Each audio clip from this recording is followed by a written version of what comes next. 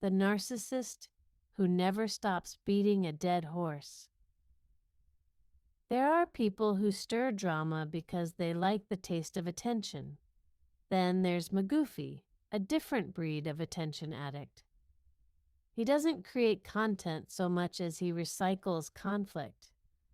He'll take a scrap of something someone said, blow it up until it's unrecognizable, then parlay that manufactured chaos into views and sympathy. He's beaten the same dead horse so many times it's a skeleton with calluses, and yet he keeps swinging. For months he had me in his sights. He couldn't leave it alone. He'd replay videos, pull lines out of context, and remake the narrative until I was the villain in his little theater. But when the pushback stopped being just words and started looking like legal trouble for him, his pattern kicked in. Pivot, punish, and refill the attention tank elsewhere. The moment he realized I had a real magistrate in my corner, the very person who could help me take legal steps, he shut up. For a while. That's not courage or contrition, that's calculation. You remember what he said about my friend who works at the magistrate's office? He called her a burner account. He accused her of being a fake me, some sock puppet hidden behind a phone. He kept at me until that friend calmly told him she intended to help me legally, and then he finally had to reckon with the fact that he'd been exposed. He was caught red-handed by someone who actually works for the courts. Think about that. He was so deep in his own fantasy that he honestly believed he could gaslight a court employee into being an imaginary fan. When she made it clear she was real and prepared to act, he did what cowards always do. He moved on. He fixated back on Toddie. Same pattern, new victim. That pivot isn't random. After the court issued a restraining order against Dear What the Heck, Magoofy needed a new spotlight. He went after Hottie Toddie with the same rage and the same script. He's been circling Toddie for a while now. This isn't a spontaneous feud, it's a rotation. He sweeps up anyone who will supply fresh controversy and tosses them into his content mill. When one well runs dry, when someone fights back, when legal lines start getting drawn, he finds a new well. Make no mistake, his victim act is a weapon. He says, "My wife, my son," like it's a magic spell that will shut down the room. He uses family as armor, not because he's protecting them, but because he knows most people recoil at the idea of attacking a family man. He flings the sympathy card and watches others do his emotional labor for him. That weaponized pity is how he convinces people he's the wronged party while he's doing the wrong. And the audience eats it. They send the tiny super chats, the $20 donations that look like acts of faith.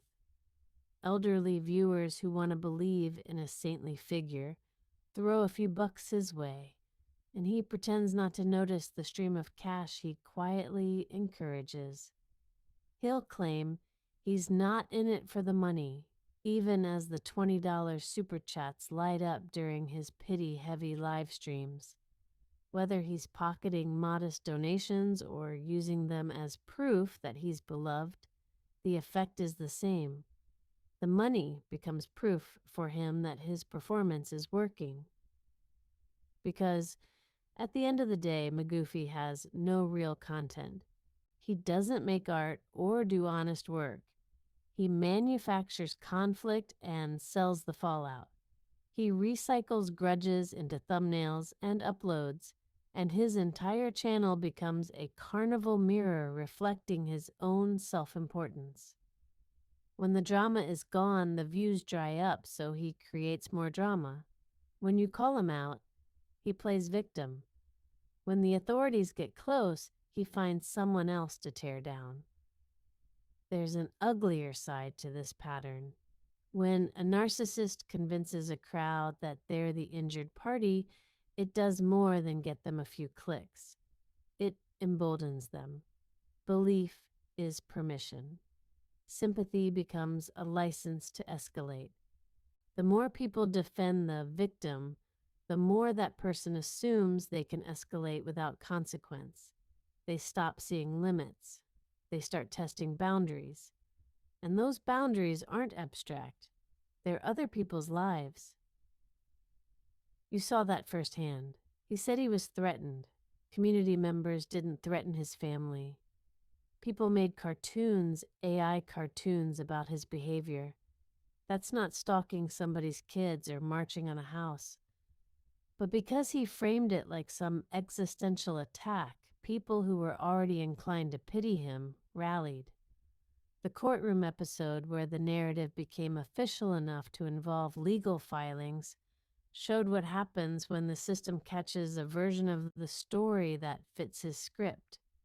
Community defenders, sympathetic viewers, a handwritten statement, it all combined into a theater in which he played the wounded party. And once the narrative becomes public, the stakes change. He believes he can lie his way through a judge or a nearby moderator because the audience will back him up. This is where the real danger creeps in. It's not just that he obsesses or lies, it's that he learns the mechanics of escape. Which phrases to use, which sob stories to deploy, how to get women in his orbit to sympathize for him. He surrounds himself with people who reinforce the image he wants to project, mostly women, because he's learned how easy it is to use a performance of vulnerability to gain emotional labor and defense. It isn't about friendship or respect. It's about optics. They become part of the smoke and mirrors. And what happens next? People who pay attention see through him.